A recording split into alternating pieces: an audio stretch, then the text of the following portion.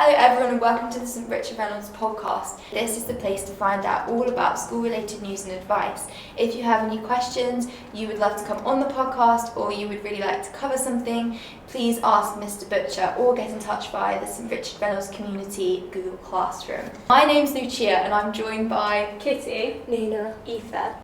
In addition, joining us from the high school is Eddie, who will be taking us through our regular feature Hot Topics.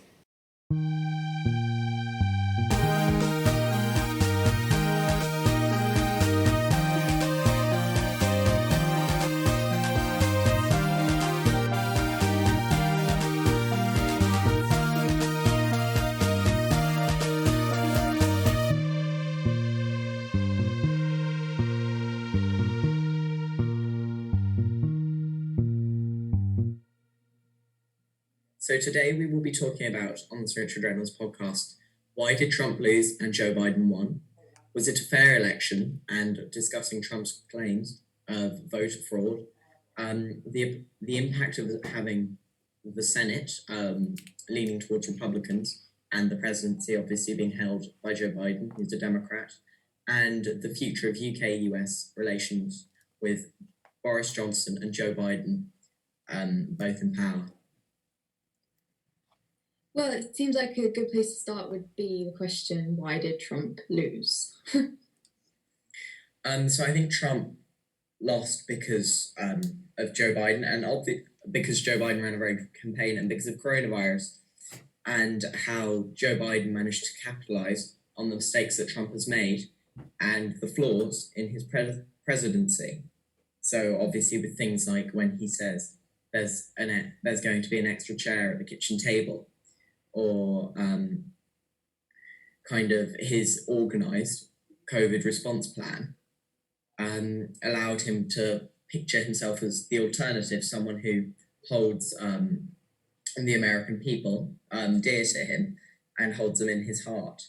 And I also think you see the states that have been the most impacted by coronavirus having fallen to the Democrats, really. Those swing states such as Arizona went to the Democrats, and obviously coronavirus is only one part of why it went, with things like shifting demographics and also kind of the effect of Trump and his opinions on John McCain, the late senator who ran against President Obama in 2008, who he called a loser, who was an ex-soldier who was captured in the Vietnam War.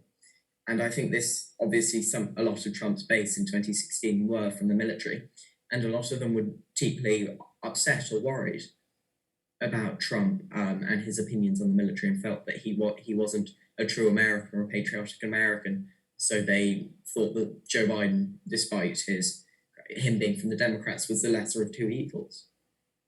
And it seemed like Joe Biden really picked up with he had a very good team around him, very experienced.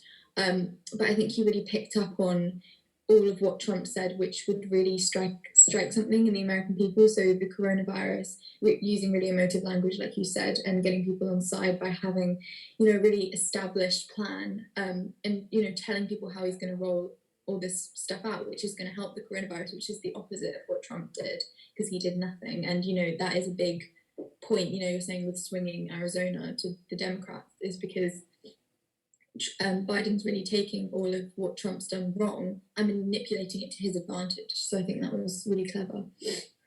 Well, I also think you see with America now that Joe Biden he's won the presidency. He's the president-elect, but they do have these kind of deep-rooted issues, and Joe Biden managed to capitalize on that, and it almost pushed him over the edge by pitting, well, Trump did as well in 2016, his people against Trump's people.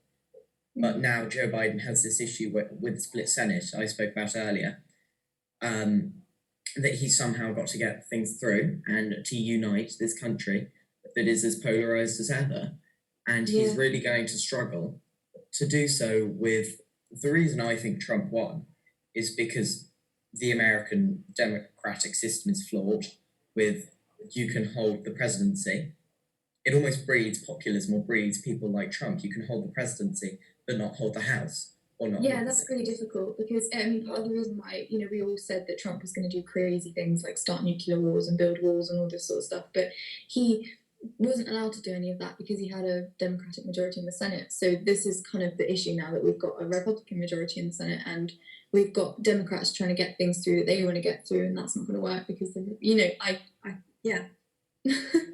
But I think you see, well, Trump managed to, in 2016, capture the essence that he was someone who could do everything, make America great again, and wasn't a politician. He was not someone. Joe Biden has served for 47 years as a senator, and Donald Trump was not that. So I think Joe Biden is almost like a plaster.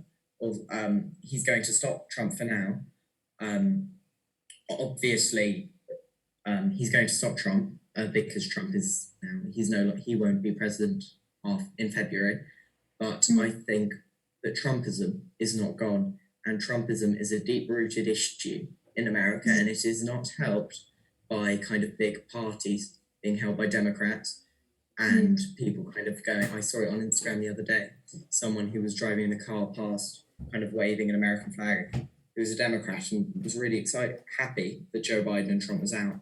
But it does not help the polarization and the deep-rooted issues that America now face. And coming back to the Senate, the drain the swamp rhetoric, which was, in my opinion, probably one of the best campaigns along from Trump in 2016. And it really captured the essence of Boris Johnson as well, saying how these people populism, yeah, exactly, how these people can position themselves as something else, someone who doesn't obey political laws. Obviously, you see Boris Johnson breaking international law with the Internal Market Bill, and Trump obviously came for Boris Johnson as Prime Minister, but Trump captured that essence, and I think Drain the Swamp it was his kind of big slogan in 2016, and he ran with it. But I think Trump in 2020 lacked that essence. Obviously, big people from his team had gone. Kellyanne Conway was no longer there, who was his chief advisor. Anthony Scaramucci, who was with him in 2016, wasn't there. Steve Bannon wasn't there. Michael Cohen wasn't there. And it was pretty much his family who had no real political experience. And they didn't manage to capitalize on Joe Biden's mistakes and public opinion. Like, I think Crooked Hillary was one of the best things that campaign did, because people didn't like Hillary Clinton, but she was a serving politician, and I think she would have won if that whole debacle about the FBI emails hadn't come out. And I think Trump 2020, because is what got him over the line in 2016, tried to recreate that with Hunter Biden's laptop, but it didn't strike a chord with the American people, because it seemed like an act of desperation. So that's why I think Trump lost, those reasons. Yeah, and was it a fair election? Were there voting irregularities? So obviously with this, people are going to compare it to Bush v. Al Gore, which was in 2002. 2000. And I think... I didn't know that. So people are going to compare it to Bush v. Al Gore, which went to the Supreme Court. Both Al Gore was Bill Clinton's vice president, and George Bush obviously went to war in Iraq and championed kind of America's involvement in the world. And that went to the Supreme Court because there was a recount in Florida, about 63,000 votes. And so it will be compared to that because obviously Trump is going for recounts. He went for one in Georgia, but he happened to lose it. And he is, and when it comes down to voting irregularities, I think this has been predicted for a long time. And it obviously lent itself to Trump saying, but mail-in voting lent itself to Trump saying, well, they stolen the election, because it had been predicted, the red mirage and the blue shift, that on election night, because those ballots would be open first, and they were quick to count, that the Republicans would have a clear lead. And then as soon as they started going through the mail-in ballots, the blue shift, or the blue wave, the Democrats would go on top, and that could be as late as 2 or 3 days after. And you see it in Pennsylvania, and it allows Trump to say that well, they've stolen the election, they've done this, they've done that. And I think he doesn't seem to have any sort of valid claims though. Like he's sort of making very wishy-washy legal claims, and his lawyers and it doesn't seem very justified, I think, is what I'm trying to say. I don't think he has he doesn't have election lawyers around him. His the big kind of lawyer in his team is Rudy Giuliani, who was famously mayor of New York and hasn't been in a courtroom since 1992. So I think Trump, it's almost like a last grab for power, and he's just thinking, what can I do?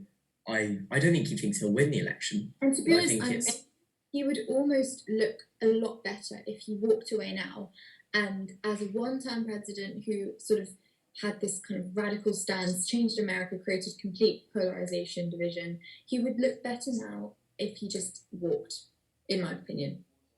I think he obviously, a big part of his aspect is he doesn't want to be a loser. He has famously said he doesn't like losing. And I think it's the worst thing for him. And I think what he's trying to do is create as much interest in his base, who he kind of dearly values. He wants to create that so much interest in Trump for probably his new enterprises, because we are hearing now figures of $500 million to $1.8 billion of debt he's in. And I think the most realistic thing he will now do after the election is Trump TV, and he's now managed to take the traditional new Republican support away from Fox, who have tried to kind of say, well, we are moving on from Trump and going back to the traditional Republican stance. He's no longer president. They called Arizona on election night. And I think he is now thinking, well, I'm not going to win the presidency, so I just want to keep the interest there. He's a businessman, he knows what he's doing. And I think he will release Trump TV.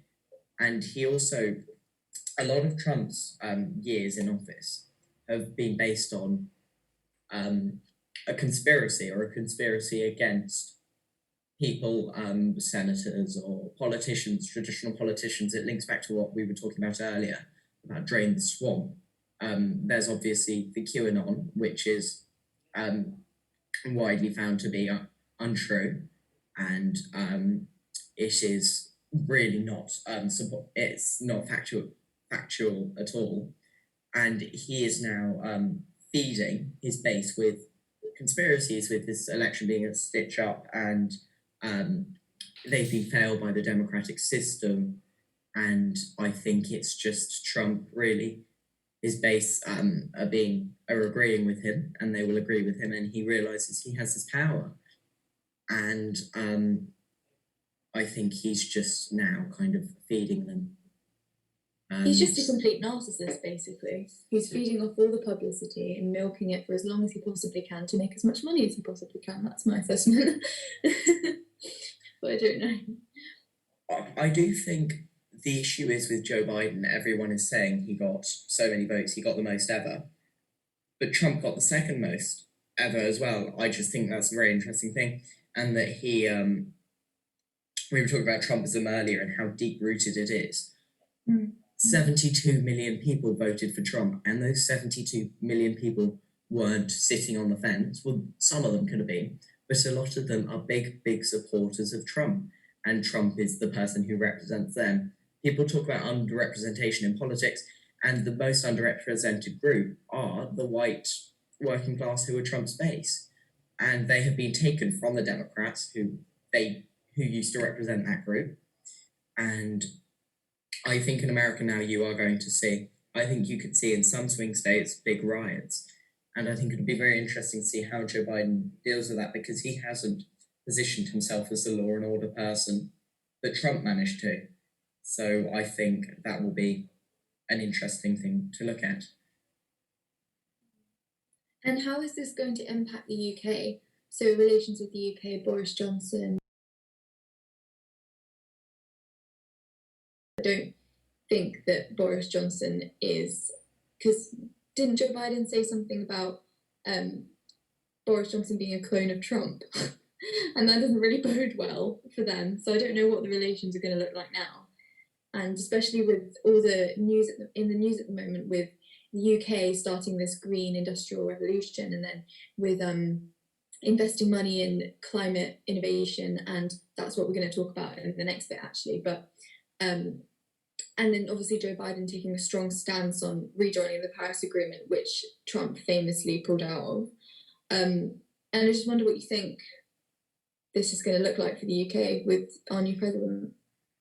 I think the elephant in the room when talking about US-UK relations is Brexit and the impact that Brexit will have on US-UK relations, because Joe Biden and the Democrat Party were clear they were staunchly against Brexit, and Nancy Pelosi made it clear that the Democrats would not have a deal with the UK, or America would not have a deal under a Democratic president if there was a no-deal Brexit and the Good Friday Agreement was put in jeopardy. And I think obviously Joe Biden is Irish, but I think you do see, I think there will be an impact of the disregard for the Good Friday Agreement from the Conservative government and the nonchalance about breaking international law with the Internal Market Bill, which I referenced earlier. And I think Joe Biden, obviously his first visit, I think the rumours are that it's going to be to France or Germany. And apparently Downing Street are outraged by this. But why wouldn't he go to France or Germany? They're still in the EU. Their economies are as developed as us. And it's just because people feel that we have this special relationship with the US. And I think the UK is now going to have to find itself in the world on its own. Obviously, we will be very close with the US with our kind of the use of soft power in the world. And we obviously went to war in Iraq with the US under Bush and Blair. And I think the UK-US relations won't be the same, but I don't think we'll get the deal with the US that people want, and that people were promised that we would if there was, when we left the EU, the nonchalance about getting a deal with the US. It's not that easy. But I do think that we will stay, there's no way that the US and the UK can't be close allies, because there's so much history. You look back to World War II, the US came down on the side of the Allies. Yeah, well, that's a controversial point, but I do think the US, the UK history and what they stand for is too great to be lost almost with Joe Biden being president. Yes, and I think Joe Biden will be thinking, well, Boris Johnson's lagging behind in the polls. There will be an election in 5 years, if not earlier, and 4 years of now, because we've had a year of Boris Johnson, and there will be an election. And I think he will probably be looking ahead and thinking, well, we will deal with whoever is Prime Minister then. So I don't think it will be a disaster, but it's not obviously solely from a myopically Brexit point of view. It's not as good for the UK as Trump being elected, because he was a big fan of Brexit and almost saying to the EU that we don't agree with you. And the climate? And Joe Biden obviously has this $2 trillion Green New Deal, and that is very radical to American, and it's far greater than what the UK is offering for climate change. That's about 20-30 billion, I think. And I think that both the UK and the US stand now. The US under President-elect Joe Biden will stand for kind of improving the climate or doing their bit for climate change. But I think that's something surely that we can unite on. Yes, I think it will be. I think it will be a unifying thing. But I do think Joe Biden will have an issue getting through this Green New Deal with a 51-49 split in the Senate, and Republicans such as Mitch McConnell may be dragging their feet. But I think that Joe Biden will move past Brexit and think, well, that's happened. I can't change the UK's democratic process. But I don't think relations will be anywhere near as close as they were under Bush and Blair or David Cameron and Barack Obama. Yeah. Well, that seems like a natural place to stop. Thanks, Eddie. All right.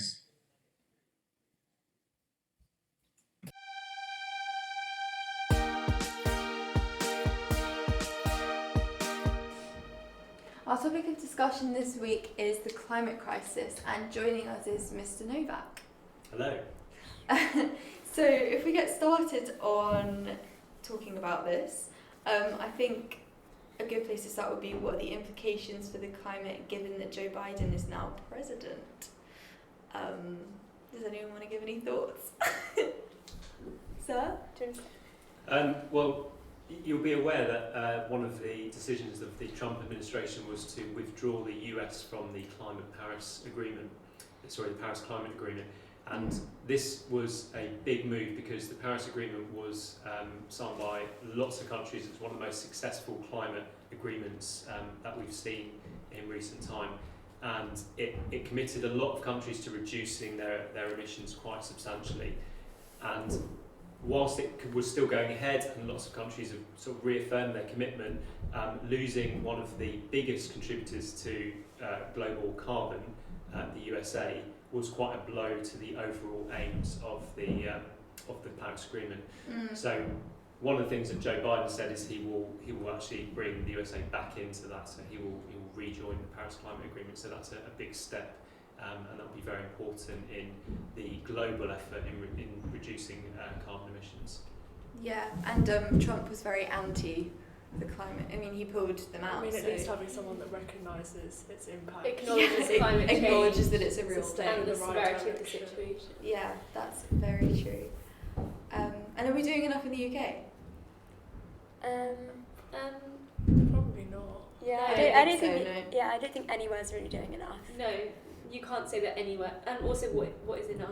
Yeah, you can't that's- say that anywhere's doing enough if it's this much of a crisis. And I guess it is something that it's not something that you can just fix instantly. It's something that you're going to have Yeah, to it takes time. It takes Yeah. collaboration with everybody, even if the UK was doing everything. It's Yeah. still You need the other countries Which to is why it's so for it to have a important. proper impact. Yeah, and Yeah, Boris yeah. Johnson's talking about investing in wind power because I mean I don't understand why the UK. I mean maybe they have, so correct me if I'm wrong, but like I think why aren't we using all this wind power that we have on an island, which is like There's quite a lot of obstacles to wind power because particularly onshore wind power, which is the cheapest form of renewable energy, when it's built, there's a lot of people who don't like it to be built near them. yeah, it's So whether very they don't, nice to whether they look see it at. as an eyesore, they don't like the noise.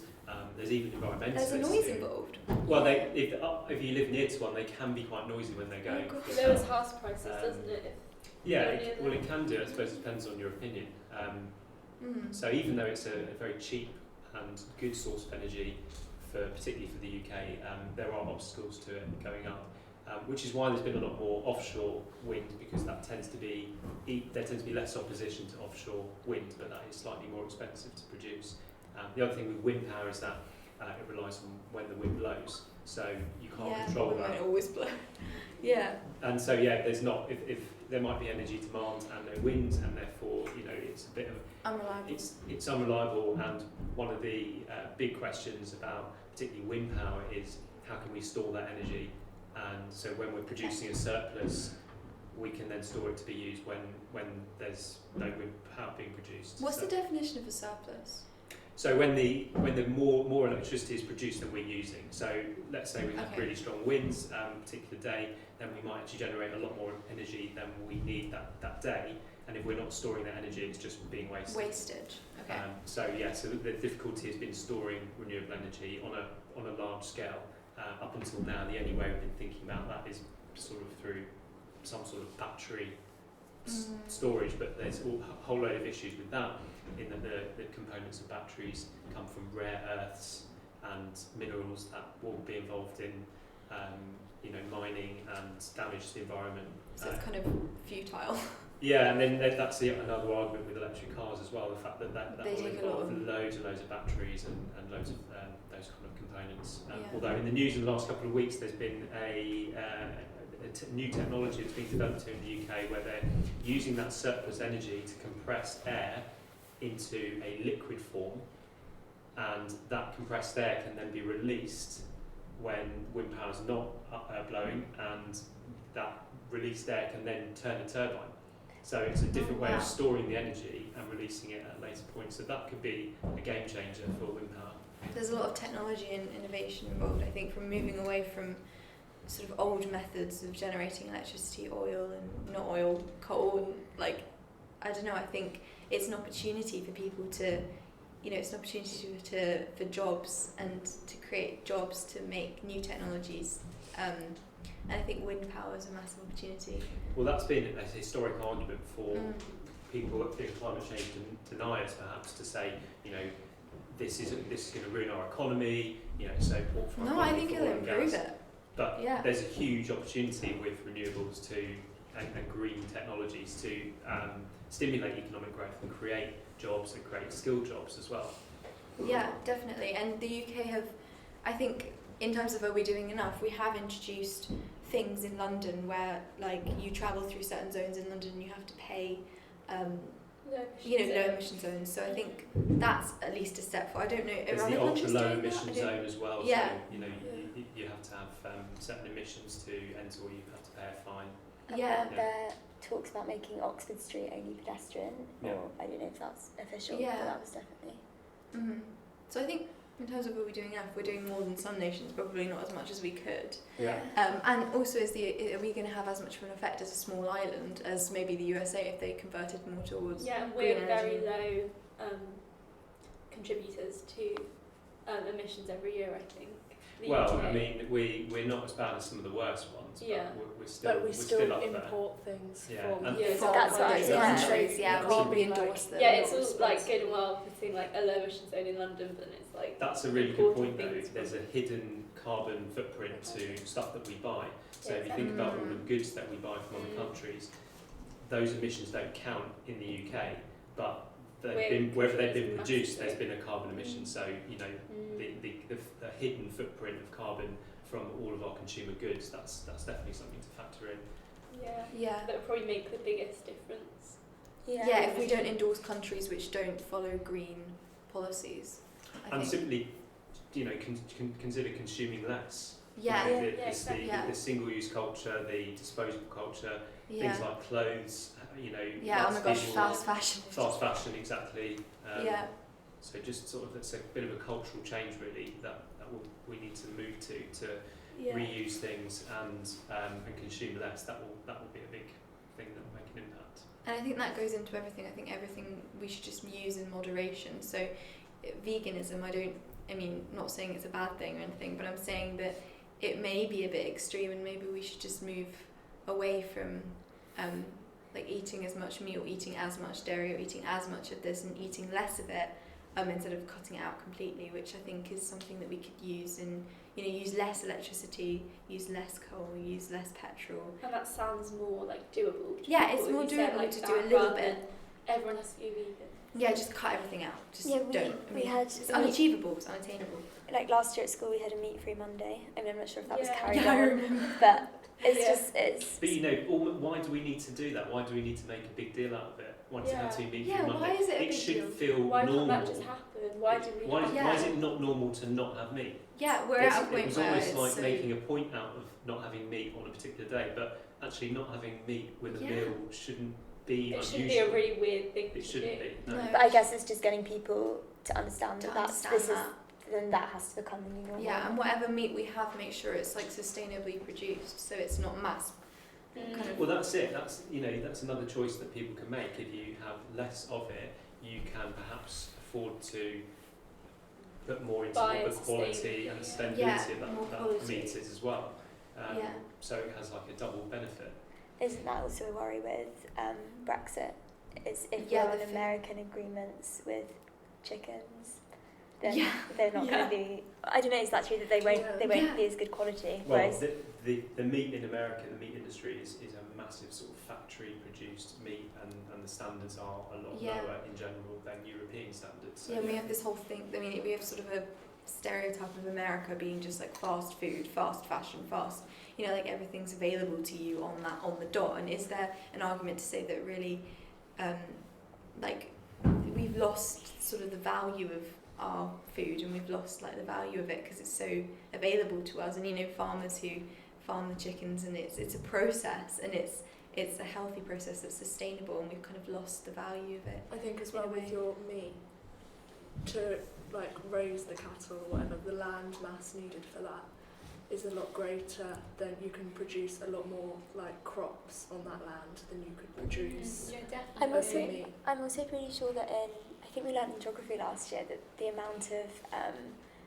I mean, this could be wrong, so correct me if I'm wrong, I think it's rainforest land that's been, I guess, just completely cut down in order for farming, which could be, if it was done sustainably, then it would be of more use, but it's not sustainable, and then that's affecting Well, deforestation as well. about 60% of the forest loss in the last few decades in Brazil has been for cattle ranching, so Yeah. specifically for beef production, most of that destined for European markets. So just knowing where the beef has come from and asking that question as well is quite an important thing. But you know, the point about the land needed for cattle is a really good one, because you know, there's in the recent documentary by David Attenborough, he talks about if we didn't eat meat, and obviously that's an extreme what we're talking about, you know, Yeah. that's not necessarily going to happen, but just as an example, if we stopped eating meat, the amount of farmland that we currently have in production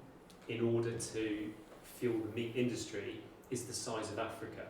So if we could still feed everyone on the planet and return an amount of land the size of Africa back to wilderness, that would be the point. And about 2/3 of the grain that we produce today is used to feed animals. So, you know, we easily produce enough food in the world, and we could do it using a lot less land.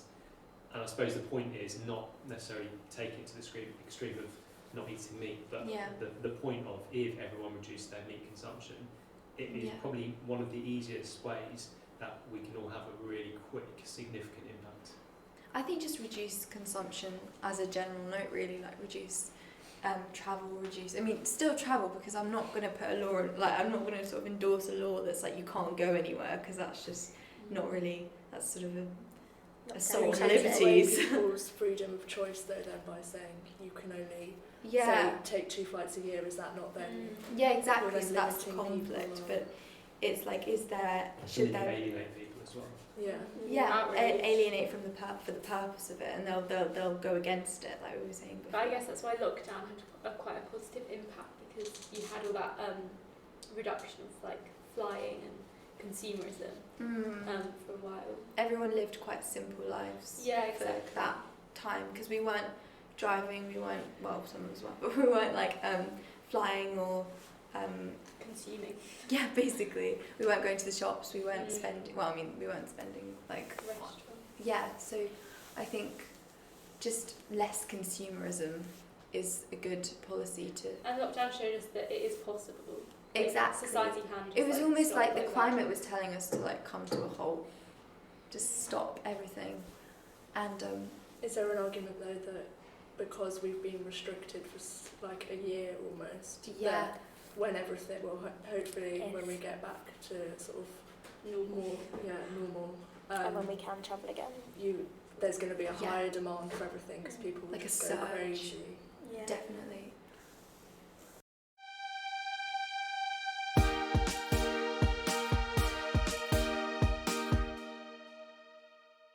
We were quite positive about the UK, but should we be arguably more critical of them?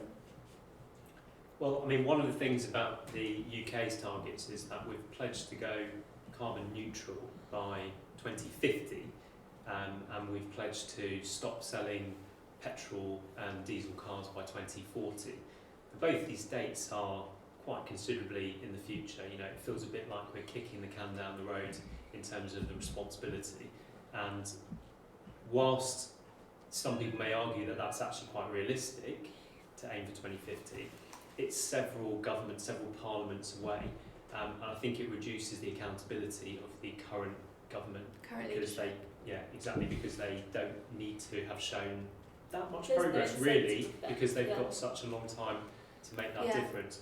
Whereas if they set a much closer target, it would bring that Yeah. immediacy forward and make sure that policies were happening now. And obviously, you know, even if you didn't, let's say you set it for 2030, 10 years' time, people can see that far ahead.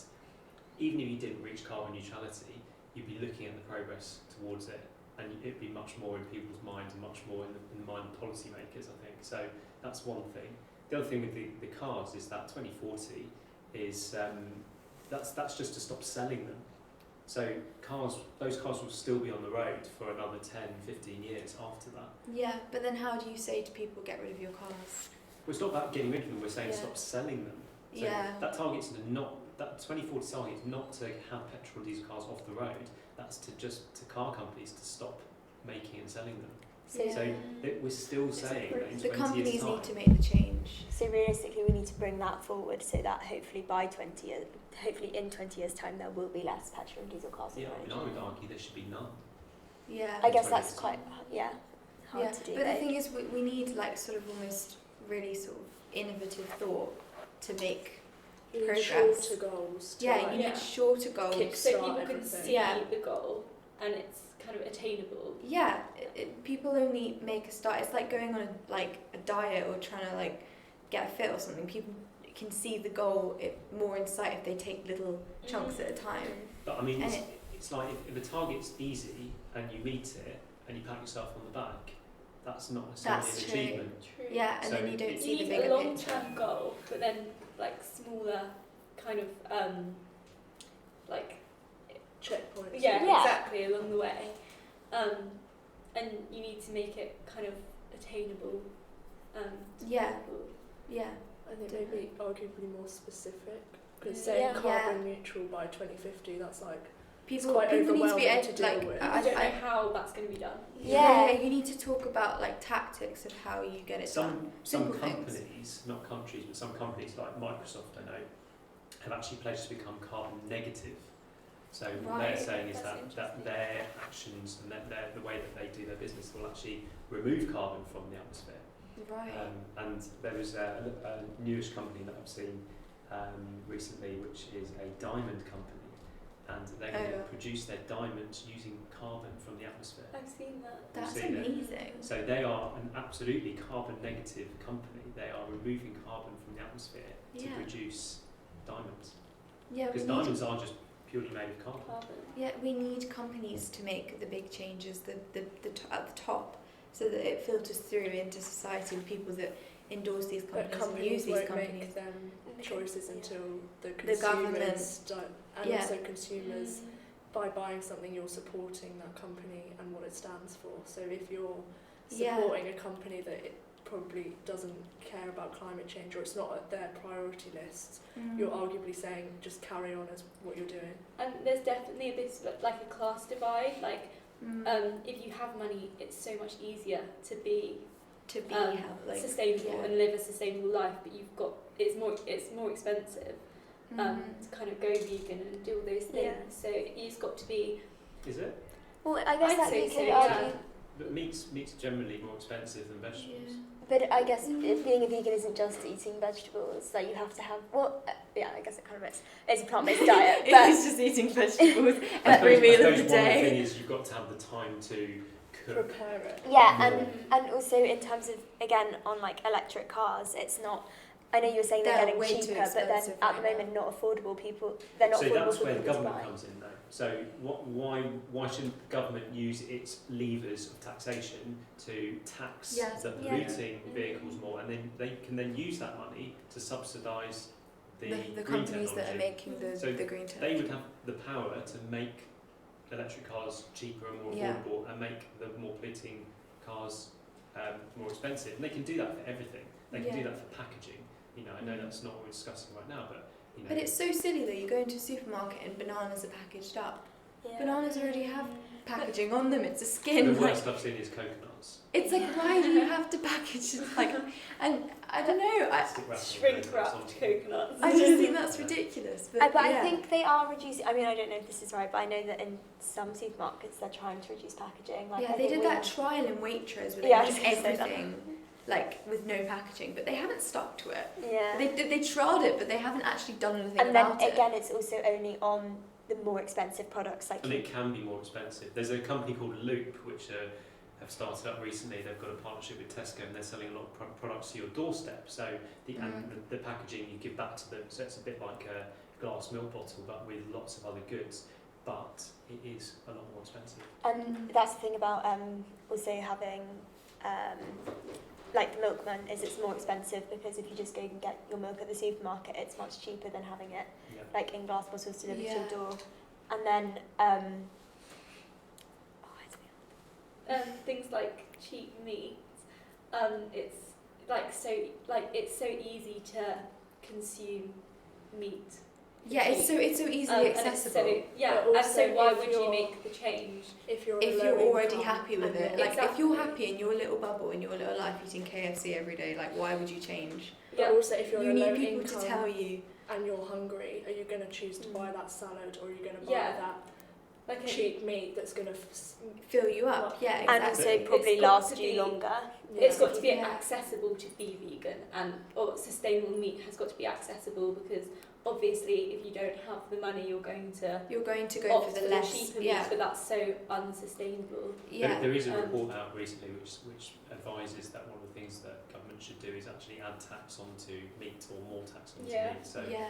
and again, you can use that money then, that tax revenue, to subsidise Yeah. something else which you think is better for the environment.